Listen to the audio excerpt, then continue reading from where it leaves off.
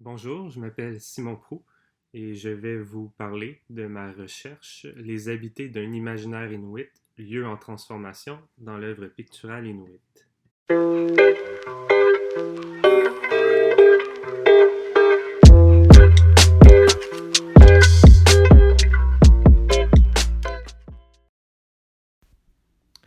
Donc, cette recherche a débuté avec un questionnement plutôt simple. Qu'est-ce qu'une architecture culturellement significative inuit? Et donc, pour mieux y répondre, j'ai dû creuser davantage dans la notion de l'habité, et c'est ce que je vais vous présenter à l'instant. Donc, tout commence avec l'être et le lieu. L'être qui pratique le lieu va en tirer une certaine réflexion, une compréhension, et le charger de sens pour en créer un espace.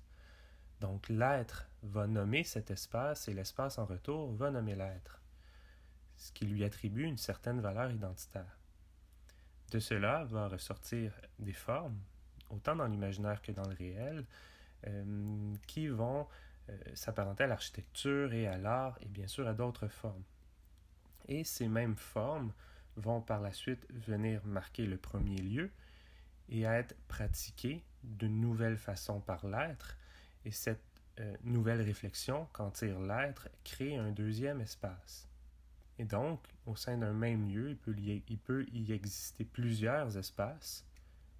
Et lorsqu'on vient à parler de communauté, eh bien, on peut parler de plusieurs espaces additionnés, un peu comme des calques superposés les uns sur les autres. Et lorsqu'on vient à questionner l'espace et la pratique des lieux par la communauté, eh bien, il nous suffit de questionner la forme qui en ressort, pour ensuite remonter la question identitaire et revenir à la pratique des lieux par les êtres. Lorsqu'on vient l'appliquer à la situation inuite actuelle, on se rend compte que la problématique provient de la forme. L'architecture ne découle pas directement de ce processus, mais est une importation d'un processus de l'habiter d'ailleurs. Donc, si on reprend mon premier questionnement, qu'est-ce qu'une architecture culturellement significative inuit?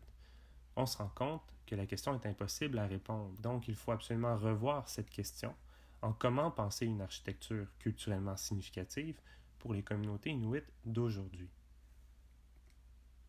Donc, mon hypothèse est que le processus artistique se construit d'une manière comparable à celui du processus de l'habiter.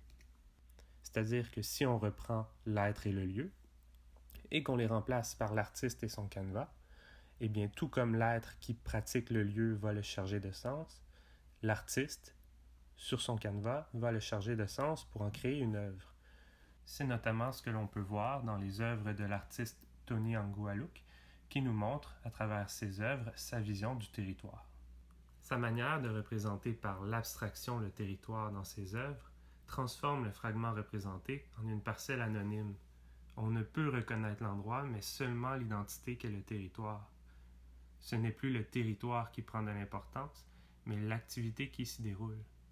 Et donc, l'œuvre nous donne l'impression de capturer le moment de la transformation du lieu en espace.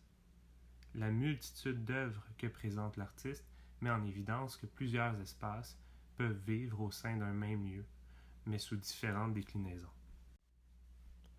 En reprenant le schéma où l'artiste, à travers son canevas, vient créer une œuvre, on peut remplacer cette fois-ci l'artiste et son canevas par l'observateur et l'œuvre.